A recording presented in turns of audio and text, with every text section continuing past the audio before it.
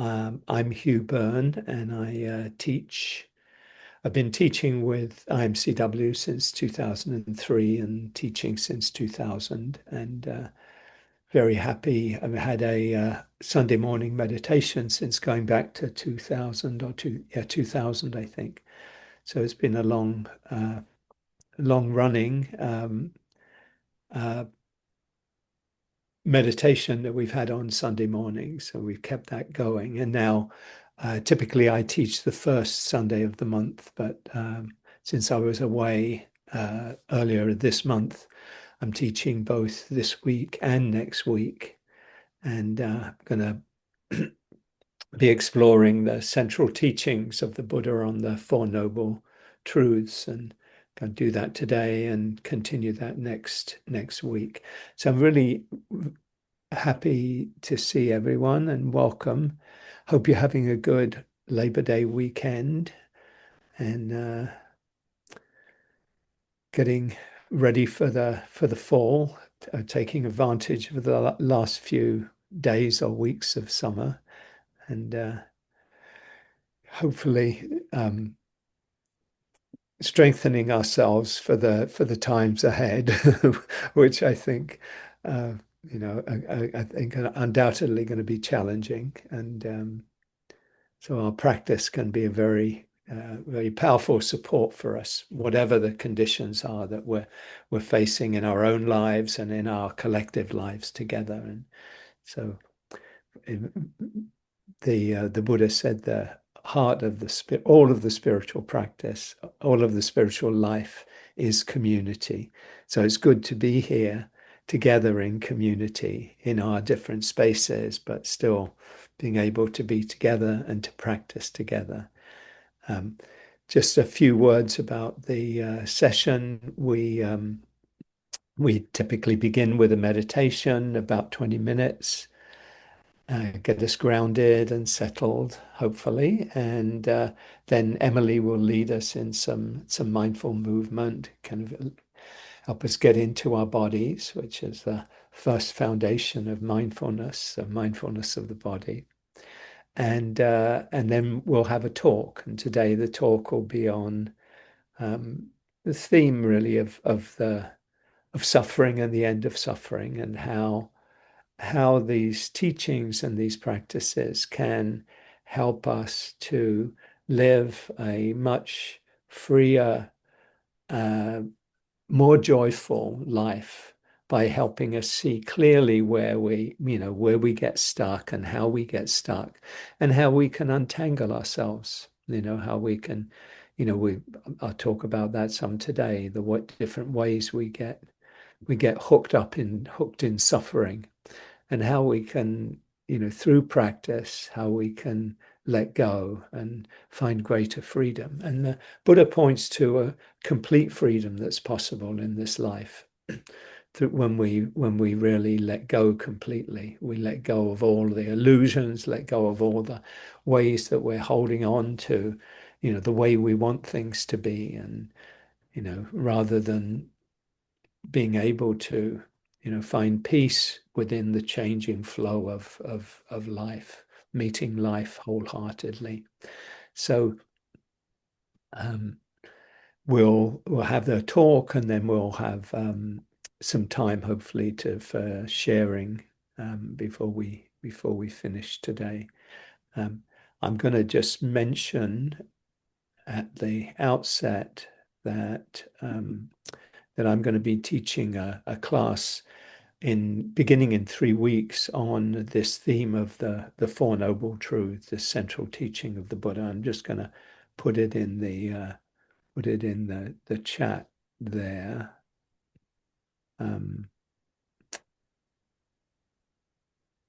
Yeah, I'll mention some more about it later.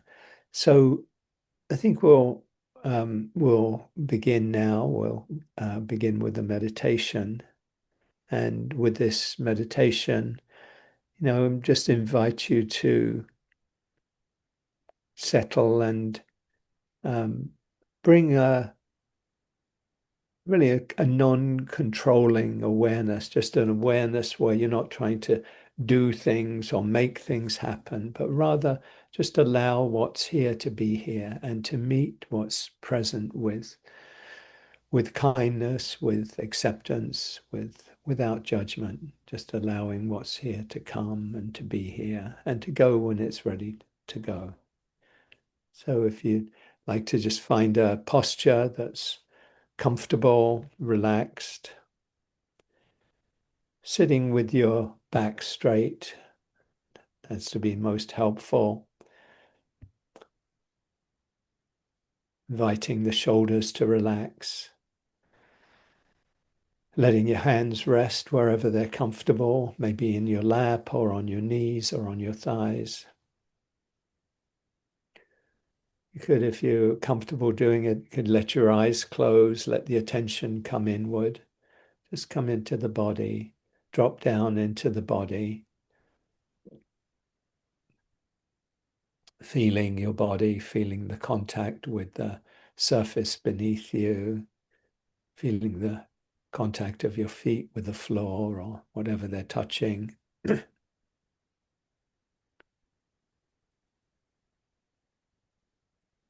You might find it helpful to take a few longer, deeper breaths to help you just settle into being here. So nice, full, deep in breath, filling the lungs, filling the chest.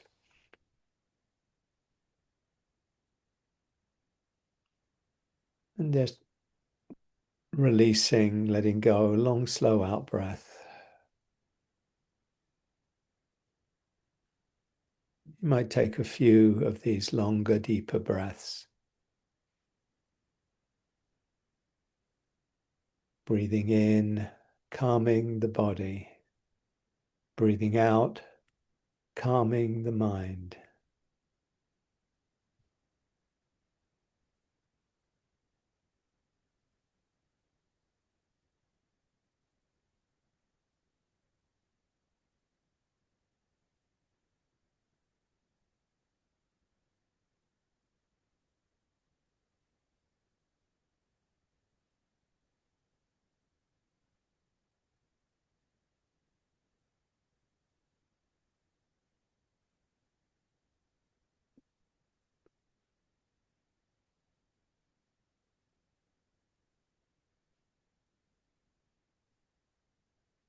As you settle, you might invite a smile or a half smile to the corners of your mouth, the corners of your eyes.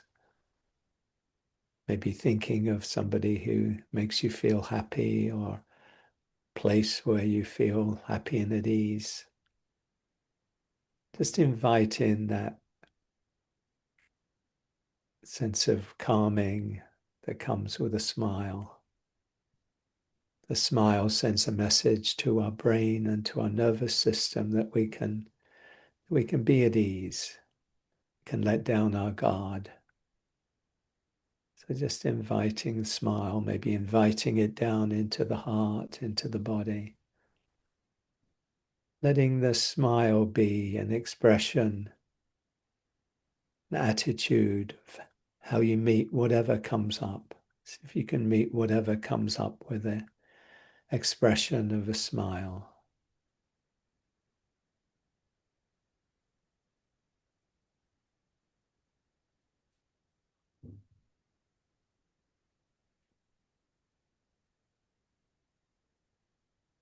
Letting your breath settle into its natural rhythm whenever you're ready.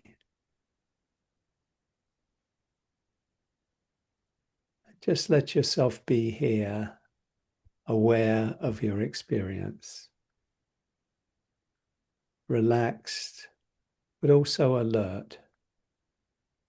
So a sense of ease, but also aware of what you're experiencing, aware of the sensations in your body, maybe the contact with the floor or with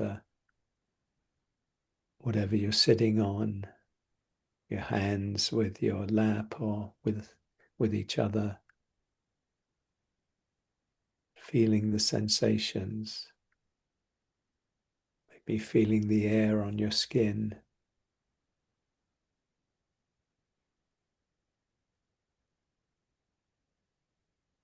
aware of the sounds around you.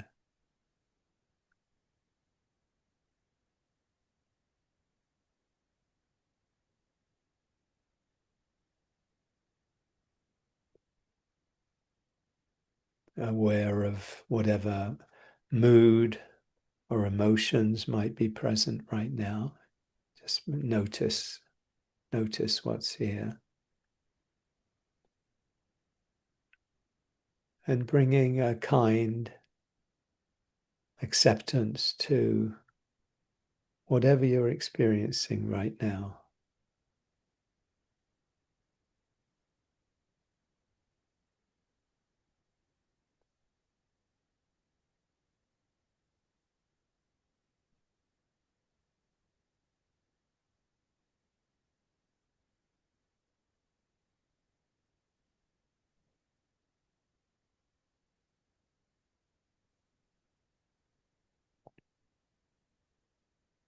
And you might find it helpful just to let your attention rest on your breathing.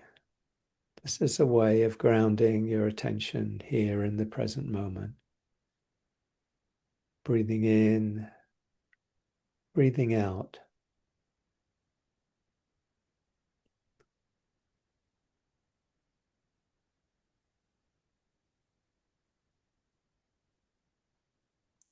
Breathing in, just knowing that you're breathing in.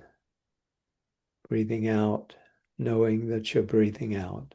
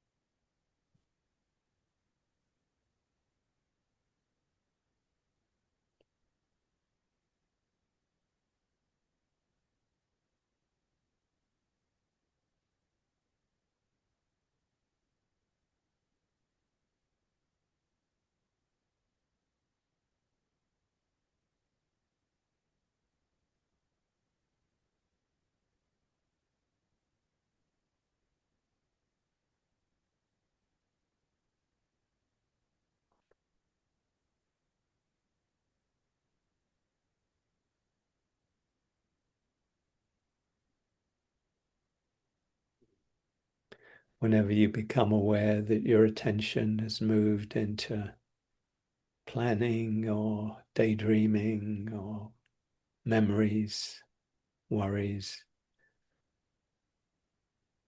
just gently and kindly let your attention come back to the body and the breath. Just being here. Not a problem that the mind goes off. It's a habit of the mind we tend to cultivate. So we're training the mind to be more here, to be present, to have this capacity to be present with our experience here and now.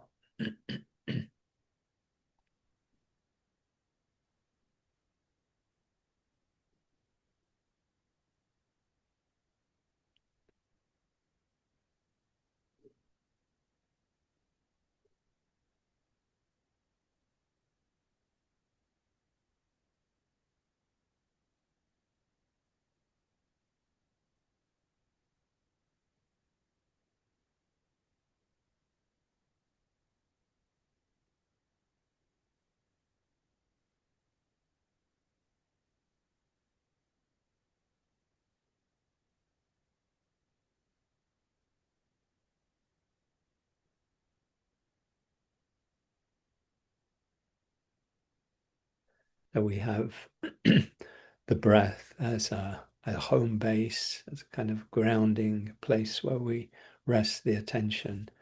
Excuse me. But then we notice perhaps some strong feelings come up. You know, maybe a memory triggers an emotion, sadness or anger.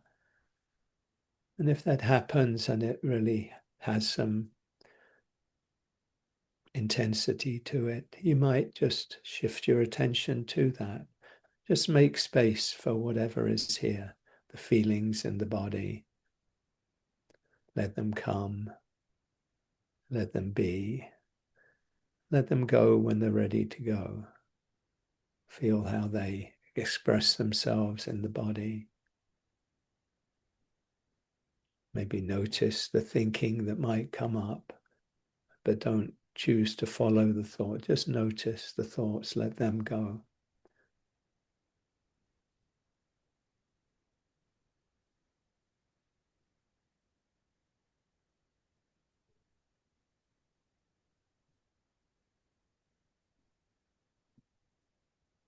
And when that energy has passed through just making space for it, you just let your attention rest back in the body, in the breath.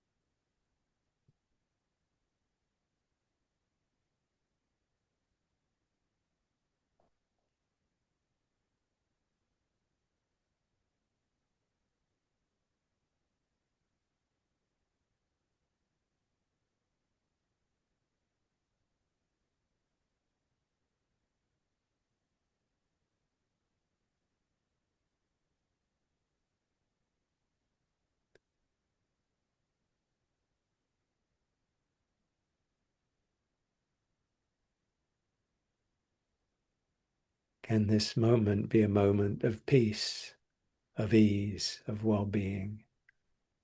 Whatever is here. The poet Dorothy Hunt says, peace is this moment without judgment. This moment in the heart space where everything that is welcome.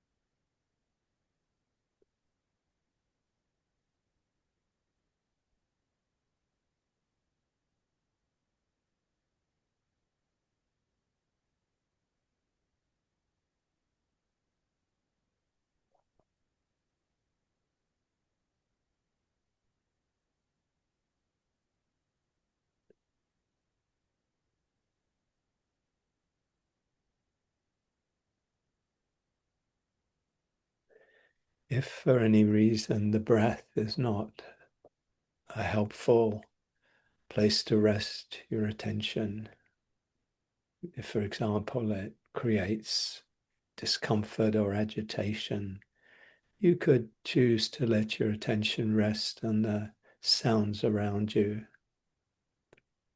just letting it's like tuning into a radio station, you shifting the channel to awareness of sound. Just letting the sounds, just opening to the sounds, the near sounds, the distant sounds. See how they come and go.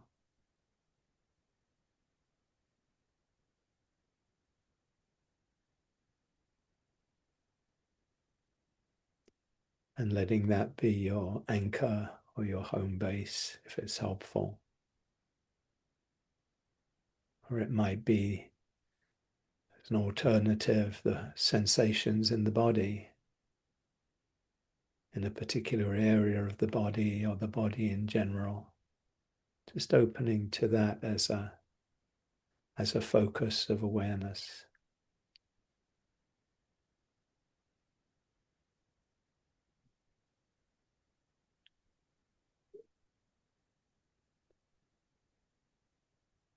What's most important is what helps you to be here.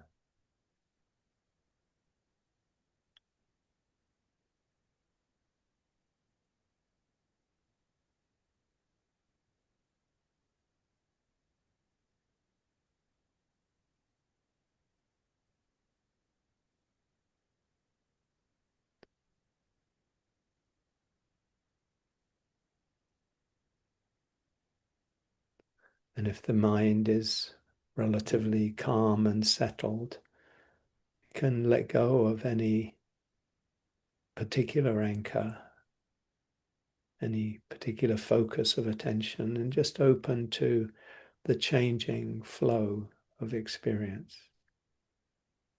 Just like an open awareness of what's coming up. You're aware of sound, and then that passes, and then there's a thought that comes up, and you notice that. Maybe a bodily feeling or an emotion. So, whatever most helps you to be here and present.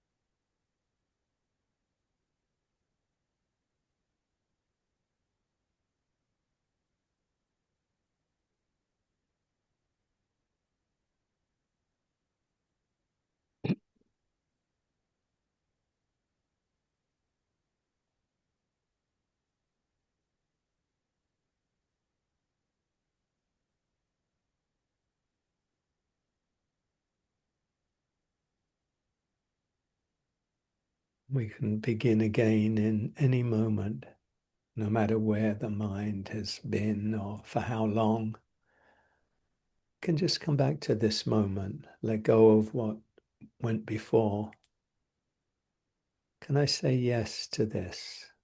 Can I be here right now with what is present in the body, the heart, the mind?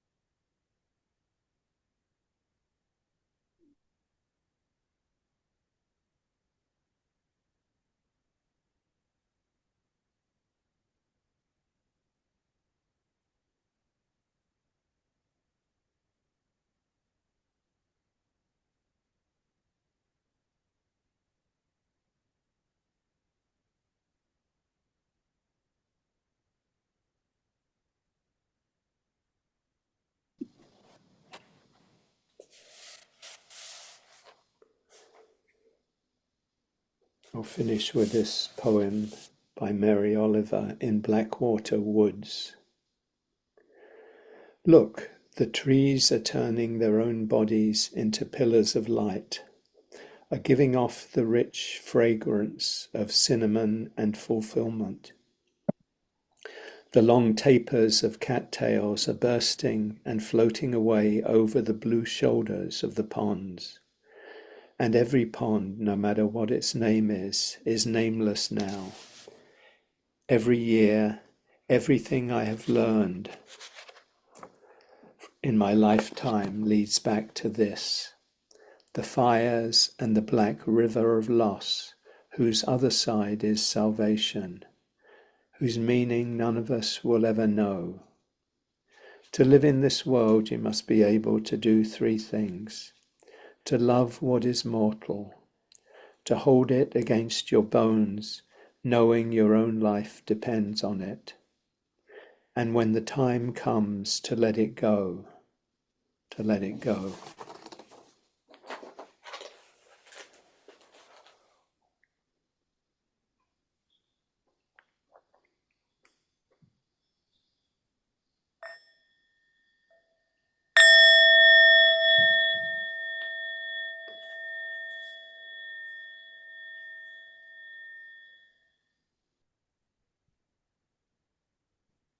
Again, welcome to everyone, anyone who joined us.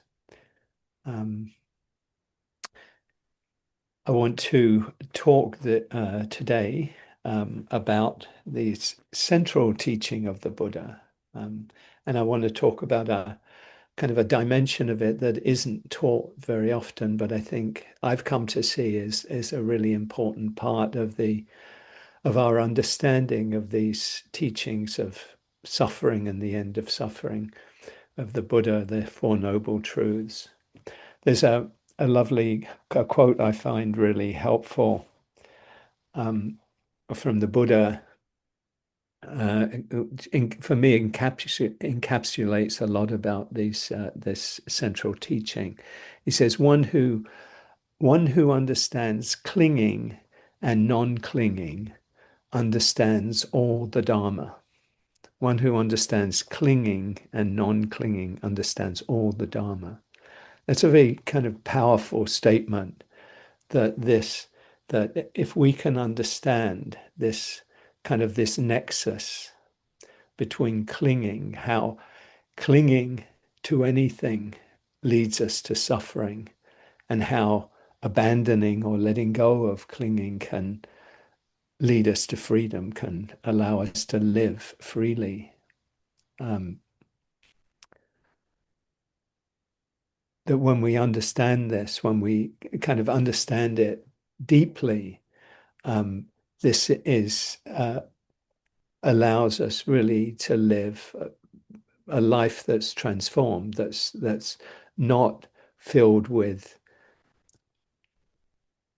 disappointment, unsatisfactoriness, a sense of difficulty or pain, that we're, excuse me, dealing with things that, why aren't they different than they are?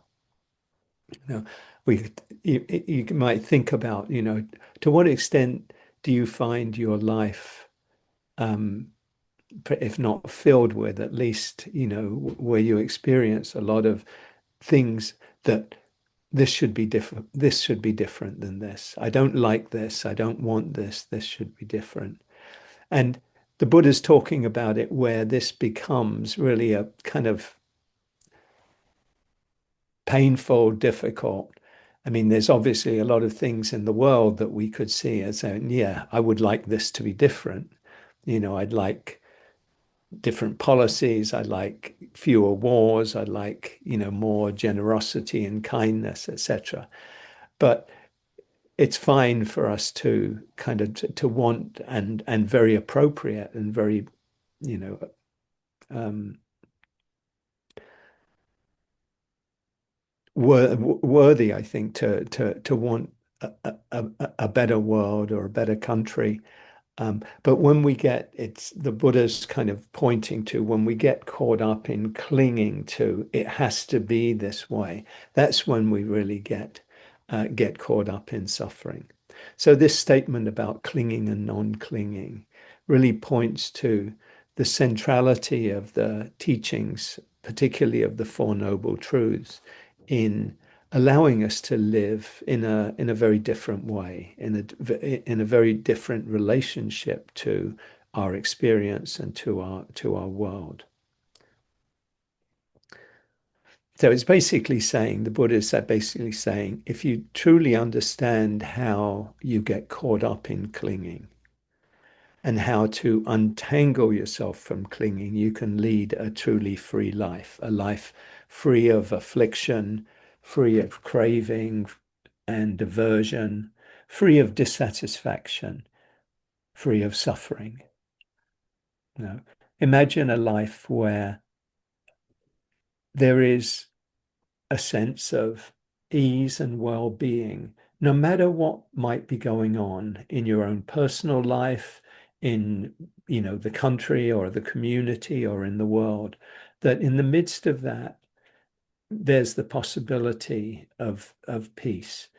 Not a kind of passivity or I don't care or none of these things matter. Not that at all. We can care deeply about what's going on, but there's a sense of not being dependent on how things are, on how conditions are for life to be okay. We can find happiness and peace even when life isn't the way we want it, and certainly, at times life will be not the way we want it to be. So this is the possibility that the Buddha's teachings point to, this possibility of the deepest freedom. Another quote from the Buddha, he says, "Friends, just as the footprint of any living being that walks can be placed within an elephant's footprint, so too all wholesome states can be included in the Four Noble Truths." So basically he's saying understanding this teaching of the Four Noble Truths really encompasses all of the teachings. All of these teachings point back to the possibility of living freely amidst the circumstances and conditions of life, however they may unfold. I've always been inspired by the teachings of freedom, the teachings of this possibility, this potential for living, for finding peace in the midst of whatever conditions. The lines that I quoted during the meditation from Dorothy Hunt: peace is this moment without judgment, this moment in the heart space where everything that is welcome. That, she's not saying peace is this moment, as long as it's, things are the way we want them to be. She's saying peace is this moment, no matter what the conditions are. Peace is true, deep peace. The true peace and freedom is possible in the midst of whatever the circumstances of our life may be. So all of the Buddha's teachings really point back and to this teaching of suffering and the end of suffering. We need to get to know suffering in our own life, and particularly our own role in creating or perpetuating suffering, if we are to experience real freedom in this life. The Buddha uses this, he didn't use the word suffering, obviously. He used a word that was in Pali that we often translate as suffering, which is dukkha, D-U-K-K-H-A, dukkha. And it covers a kind of a multitude of different ways we experience unsatisfactoriness. In a way, I think a better translation of dukkha, rather than suffering, because it kind of suffering connotes you know, a kind of difficulty and pain which doesn't seem to cover everything that's included in dukkha. This dukkha really, you know, covers a whole range of different experiences. I'll give you some examples, and you maybe experience some of these. You know, one example of dukkha is when we get caught up in fear or anxiety or worry. Anybody here experience worry or anxiety about how things are, in your own life or in the country or in the world? Oh, where are things going? you know. And when we kind of get cling to that, we get kind of pulled into that. And again, I'm not just saying, concern about what's happening. We'd be, you know, if we weren't concerned about what was happening, as people often say, we're not paying attention. It's appropriate to be concerned, but when that concern that turns into a kind of psychological worry, Eckhart Tolle speaks about this well when he talks about, the fear. He talks about fear. It's one thing to feel fear when there's a wild animal running towards you. That's, we're all going to feel that. I think the Buddha's going to at least feel some expression of like, oh, I need to do something. That basic kind of, you know, psychophysiological response to what's going on. But when we talk about fear in more of the psychological sense and in the sense, emotional sense, it's when we get kind of hooked. And when it's not about what's going on right now, but typically about what might happen in the future. Fear of stress is an example of that, where it's we might have a lot of things to do, but we can deal with them. But when the mind gets hooked on, oh, this is going to happen, or I'm never going to be able to do all of this, oh, it's too much, then we get caught up in the dukkha, really, of fear, the dukkha of stress and worry. Maybe you've experienced another one is, have you experienced being angry or impatient or annoyed about something or someone? And again, you know, I'm not saying everybody should be, really joyous about waiting on the telephone for an hour, while you get your phone dealt with or your bill paid or whatever. We're all going to feel some sense of, oh, okay, this seems, and, it seems like, this isn't the happy, the thing that I wanted to do today. But if we can find peace in that, of like, well, we can make a choice. Maybe this isn't a good time to call and, call back again later. Um, or else we can, the alternative is to add to that experience and, this shouldn't be like this. They shouldn't be keeping me waiting. That's when we get caught up in the dukkha. Um, but we have the possibility of, same as waiting in a line, that we could get, oh, why are they taking so long? Why is this woman taking so long with her groceries? Why is it, that why isn't this going much quicker? The other lines go much quicker. And when we get caught up in that way in the experience, that's the dukkha of the experience. And we have the possibility of noticing when we're adding on to our experience, adding on, I've spoken often about the second arrow or the third arrow, where we add to the experience. If we're waiting in a line or we're waiting on the telephone, typically there's nothing inherently wrong with us, with that situation. Nobody's torturing us. Nobody's sticking pins in us while we're there. Typically it's the mind that's creating the problem. It's not like, you know, where, there's something extraordinarily unpleasant. A traffic jam, for example. Normally, if we were in a traffic jam, you know, for most of us, our cars, air conditioned and we're comfortable enough.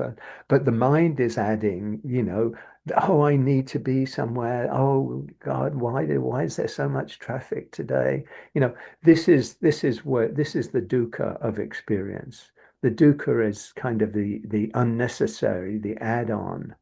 Um, Perhaps you've experienced wanting something that you don't have, and craving something you don't have. It might be a new device or a new gadget or a new car or whatever, you know. And again, there's nothing wrong with wanting, oh yeah, I think it'd be nice. I was thinking a television, a bigger television down in the basement might be nice. But hopefully I'm not kind of like, oh, I've got to have it. I've got to have it tomorrow. It's got to be this. Um, it's when we add on, what I find really helpful in distinguishing between desire, which in itself isn't problematical, and what are more problematical desires, problematical from the standpoint of like they create unhappiness, they create dukkha for us, is really if we can put the thing down that we're wanting, if we can pick it up and like, oh yeah, this would be nice. I'd like to have a nice meal this evening. Um, but maybe I have something in mind, a particular type. I'd like to have a nice, oh yeah, nice Indian curry tonight. And then, you know, we find the restaurant is closed and there's no other places we can go. I mean, if we can just take that as, okay, maybe I can do it another day, then no problem with that as a desire or a want. But when it's, oh no, God, why today? Why did they have to close today? Why this? It's when we add on all of this. This is the dukkha that the Buddha is pointing to as the unnecessary add-ons, the unnecessary suffering that we experience in our life that we have the potential to let go of. I just have some other examples, just experiencing discomfort or pain. Again, you know, most of us don't like discomfort or prefer not to have pain. But again, it's not the pain itself, it is not the problem. We're all going to experience pain, and we're not gonna like and love being in pain, typically. Um, But it's when we add to that pain, we add the resistance to it, which, actually worsens the pain, tends to make it, feel worse than it otherwise would be. That's when we experience suffering. The Buddha said, pain is part of life. I think others have said it, pain is inevitable in life, but the suffering is optional. The suffering is what we add to the inevitable pains of life. You know, just and really what dukkha, in Buddhist teachings, what Buddha expresses really is wanting things to be different than they are, and in this kind of reactive way, wanting things that we don't have, wanting things that we do have to be different. When there's dukkha, there's a sense of separation. Here I am, and there is where I want to be. With stress or worry, I'm here experiencing this tension or this dislike or this fear, and I want to be feeling something else. I want to be feeling ease. I want to be feeling calm. I'm not wanting this feeling that I'm having right now. Then that's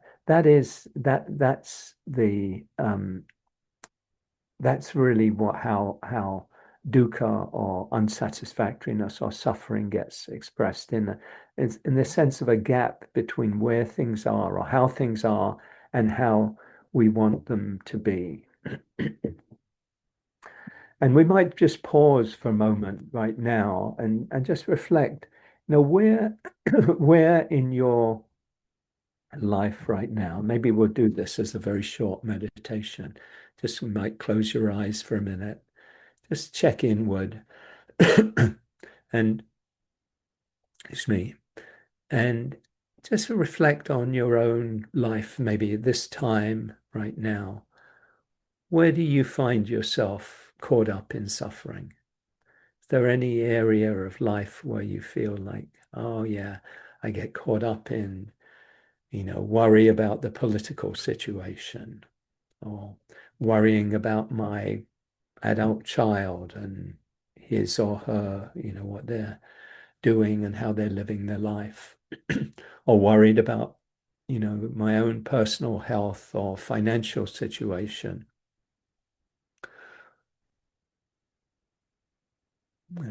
Where is it for you? What is it? What comes up for you when you reflect on a sense of unsatisfactoriness, a sense of wanting things to be different than they are? And and again, as I was saying earlier, not just wanting, yes, wanting a better world, not just that, but wanting in a way that it seems to cause you some problem. You're getting really angry with political figures, rather than just thinking, oh, okay, I don't agree with these policies and I'm going to do whatever I can to change them. That's a very different thing than being like, oh, I hate this person. If only they would be gone from the scene. So what is it for you? Where is it? Does it come up? It could come up around loneliness or the feeling that, people don't understand you, or it could be physical pain or discomfort. So anyway, open your eyes. And if you like to share, just a word or two in the chat, anyone would like to, what came up for you? How does suffering, how does this concept of dukkha express itself for you? Pam, my job. Okay. Something about your job, maybe a lot about your job that feels unsatisfactory, as like, yeah, I don't like this or want this to be different.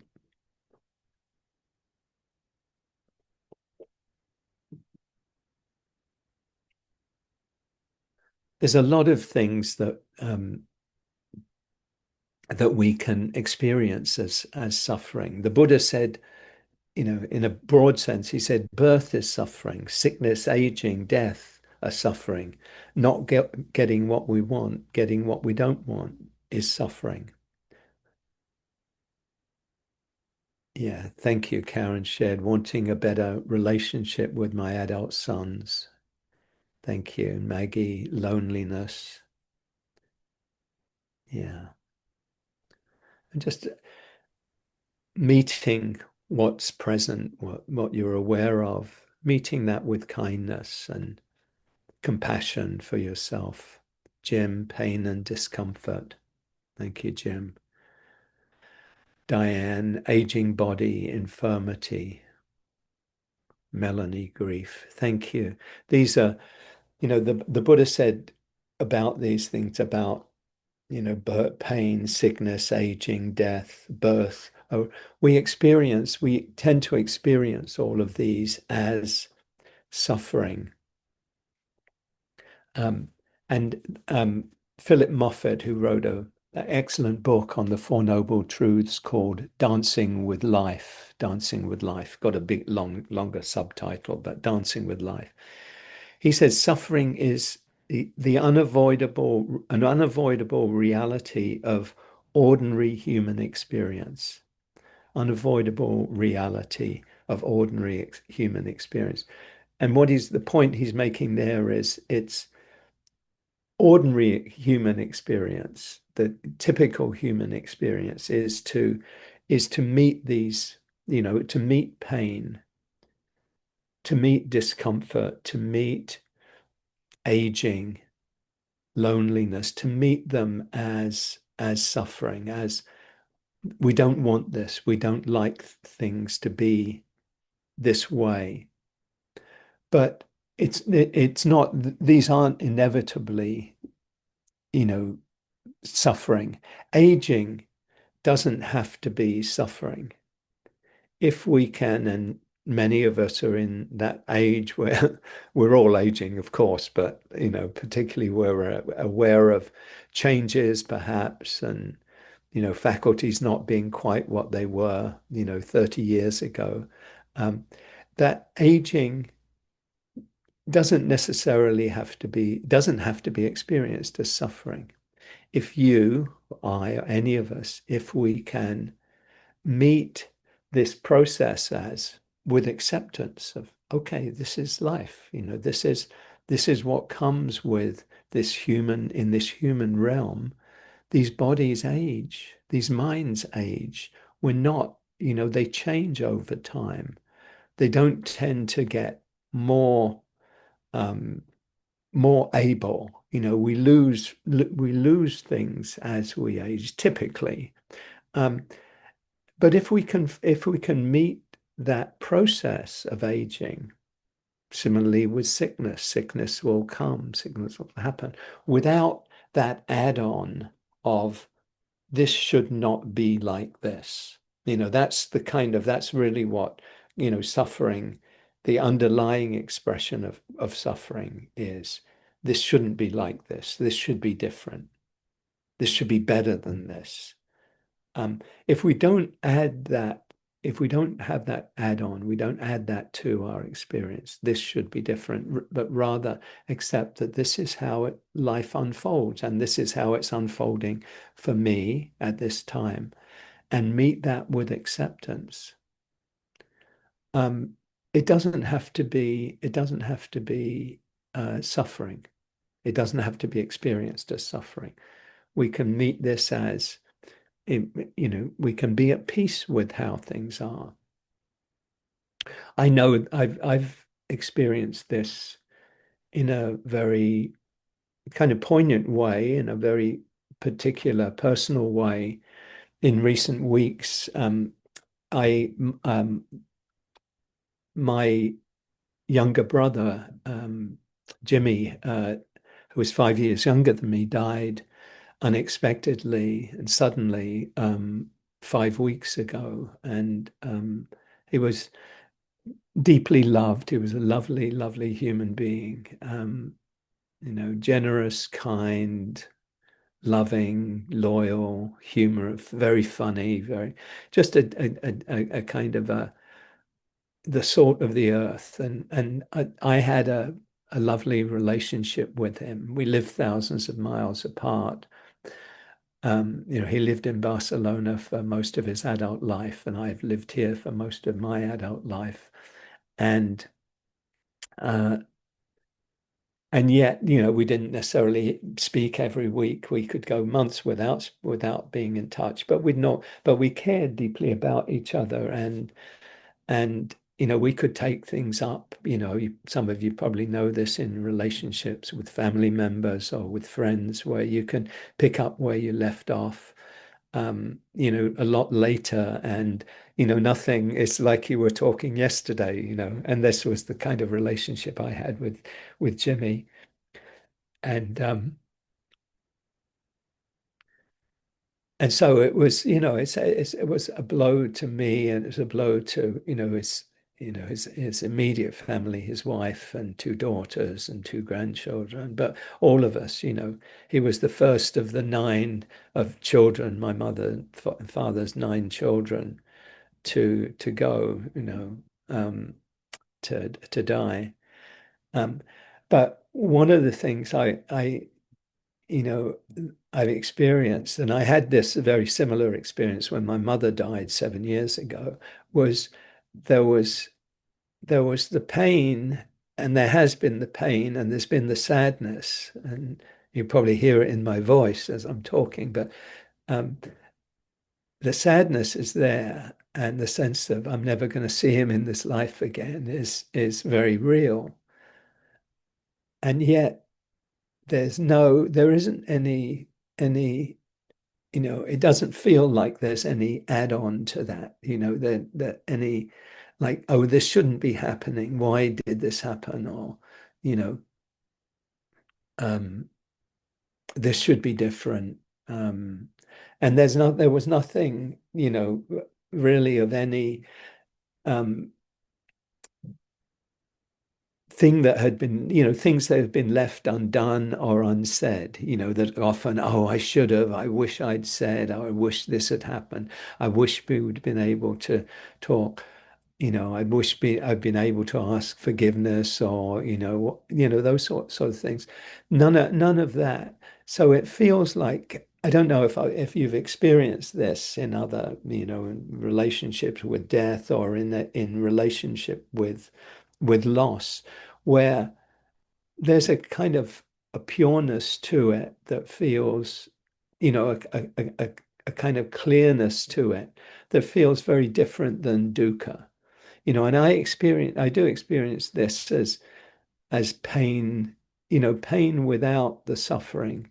There's definitely the sadness, there's the tears, and they come, and yet not the problematical, element. And I've experienced the other side of it, which I experienced with my dad, where he died, relatively young when I was pretty young. I mean, in my young adult, and we had a lot of stuff we hadn't worked through, a lot of tension, a lot of, you know, struggles that, and I had judgments about how choices he'd made and things, he'd done in his life. And I could actually say, and I think I've talked here a little bit about this, that it took me best part of 30 or more years to work through that. That was not the situation that I experienced with my mother and with my brother. It was much more, everything was filtered through that sense of judgment, of, you know, struggle, of resistance to in some way to him and to some of the things, the choices he'd made and things he'd done. But ultimately I found a lot of peace and letting go there, but it took a lot of time to do that. But for me, that's you know, a, a a good kind of teaching to me about the difference between pain and suffering. I don't know if that comes across, that sense of where that you can really, it can feel very raw. It can feel very, very, very sad, lots of grieving. And yet they're not being this kind of more reflective quality of the mind. And it reminds me of the lines from Rumi's poem, The Guest House, which I think everyone's probably familiar with, welcome the guests, even if they're a crowd of sorrows, who sweep your house empty of its furniture, treat each guest honorably. He may be clearing you out for some new delight. And I think of that line of being cleared out for some new delight, that the grief that I experience, it feels like it opens me to a sense of joy is kind of too strong a word in relationship to grief. It's too kind of much on the other side, but it's a kind of an openness that feels very, very alive, an aliveness that comes, an openness, um, that comes from the kind of the clearing out of the grief, allowing the grief to happen, allowing it to come and go, in its own time, without the add-ons. And this is for me, as feels like a good um, distinction between the pain and the suffering. And thank you, everyone, for your kind wishes. I really appreciate them. Yeah. Um, yeah. Thank you. And just some of the things people are sharing finances and a relationship, health issues. Thank you, Sharon. And fear of the future, Jerry. Jeff, when it comes up for me, whatever the focus, it affects my breathing. Diaphragm locks up. That's a great description, I think, because it dukkha normally has this sense of contraction, of tension. Kind of there's a struggle going on, that doesn't feel and like a necessary struggle. It's like, but we're kind of locking up. We don't have that full flow of experience. And and that's the really the core of the core of suffering, that kind of resistance to our experience. So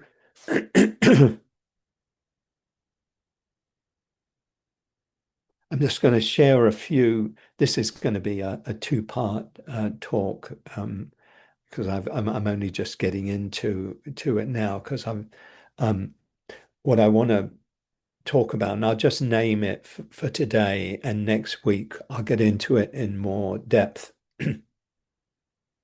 is that just first of all, just to name, these four noble truths. The first noble truth is the truth of suffering. It's like it's this unsatisfactoriness we experience, and um, our task, our role, what we need to do is we need to experience suffering and recognize and acknowledge when it's present. This is suffering.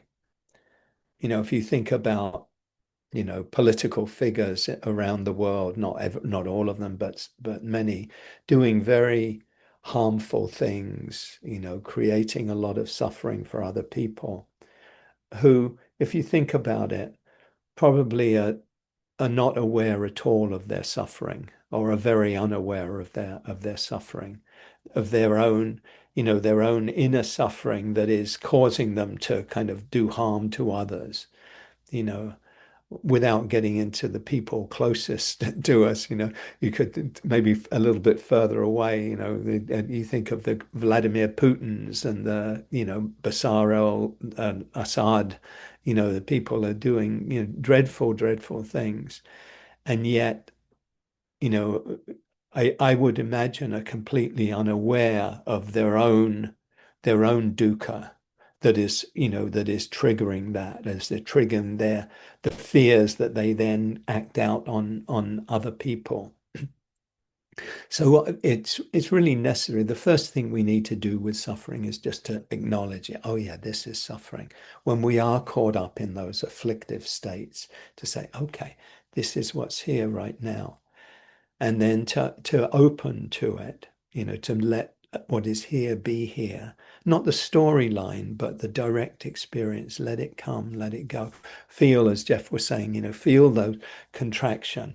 And when we shine the spotlight and our attention on the contraction, what will typically happen is the contraction will get somewhat, will feel some sense of ease. Not always. I mean, it may be really, really locked in there, but often just by turning to the experience, we'll be able to kind of experience a different level of, maybe some letting go just from the turning towards our experience. That kind of fast forwards to the fourth of the noble truths, which is the practice. The practices we do, to bring awareness to find freedom from suffering. So, but the first noble truth, just to recognize suffering when it's present. The second noble truth is really, I mean, they're all crucial, but this is the kind of the harbor, really, the heart, is recognizing our own role in creating or perpetuating our suffering, recognizing what we're adding on to the experience. So for my example with my dad was, I was adding on, judgment and blame, as a kind of a filter through which I was remembering him. So I couldn't remember him in a more compassionate way because of that filter, that add-on. And it was only through seeing the unnecessariness of that and that that I could let go of that the add-on and just to be able to connect with the human being of who he was. You know, I might still have some thoughts about his actions, etc., but but it wouldn't be filtered through that it wouldn't need to be filtered through that lens. It could be filtered through compassion and understanding of like, well, what were the conditions that led him to make certain choices? You know, so that with that more spacious awareness of spacious view to be able to bring compassion in and to meet him with compassion, the and my memory of him with compassion. So that's the second noble truth, is that to see that in some way when we're suffering, there's something that we're doing, or sometimes we're not doing, that is helping perpetuate the suffering. You know, I think of, you know, the words we often use about this kind of craving or clinging that leads to suffering, you know, being hooked, being attached, being tangled. I like tangled, you know, we're caught up in something, you know, that's unpleasant, that's difficult. Philip Moffat mentioned, he says, when you're attached to a desire, life becomes unacceptable. When you're attached to a desire, life becomes unacceptable. This shouldn't be like this. That restaurant shouldn't be closed today. You know, whatever it might be, there shouldn't be this line. There shouldn't be so much traffic. You know, he shouldn't have done that. So this second noble truth is to see that clinging is this proximate or central cause of suffering, wanting things to be the way we want them to be. And our job really is to see that clearly, to and to let go of clinging. And the third noble truth is that there's freedom that comes from letting go of clinging. Nibbana or nirvana, the Buddha talked about, the complete freedom from suffering that comes when we let go completely. And the fourth noble truth is that there's a path. There's a path of training, a path of practice, which includes meditation, but it also includes training in ethics, in wise speech, wise action, wise livelihood, and also the cultivation of wisdom, wise understanding, wise intention, being clear about the way we see life, the way we see suffering, the way we see others, you know, looking at others through, you know, the lens or with the, you know, through the lens of loving kindness and compassion rather than judgment and blame and hatred. You know, wise understanding, wise intention, to have the intention of kindness, the intention of compassion. So this path to the end of suffering. So these four noble truths, and there's a there's a task attached to each of these four noble truths. The task attached to the first noble truth of suffering is to understand suffering fully, understand it. The second noble truth, the cause of suffering is clinging, is the task is to abandon clinging, let go of clinging. The task with the third noble truth of freedom being the end of suffering, you know, the possibility of freedom or nirvana, that the task here is to attain that, to accomplish that, to realize the freedom that's possible in this life. And the fourth noble truth, the path, is to be followed. The task is to follow the path. So first noble truth, understand suffering, abandon clinging, realize the end of suffering, and follow the path to the end of suffering. And what I want to do next week is to talk about these four noble truths and talk about them in terms of three insights for three levels of understanding each of these noble truths. And I'll just say it here briefly and then continue it next week. The three levels of understanding are, firstly, a kind of more conceptual or cognitive understanding of suffering and the cause of suffering and the end of suffering. It's kind of to get it, to understand it. Oh yeah, that makes sense. It makes sense that we suffer in our lives when we hold on. Okay, I kind of get that. The second understanding or insight is that there's a task attached to this understanding, and that is to recognize suffering. In relation to the second noble truth, it is to see our own role in clinging, etc. So that the second insight is that we that there's that we see what has to be done, and we embark on doing it. That's really the part that's focused on our practice. How do we engage with suffering? How do we engage with clinging? And the third of these levels of understanding or insights into each of these Four Noble Truths is the accomplishment. This is the having completed. We understand suffering so completely that we can let go of it. We can understand clinging, and not that we can, but we have understood it. And this is the complete letting go of suffering. We've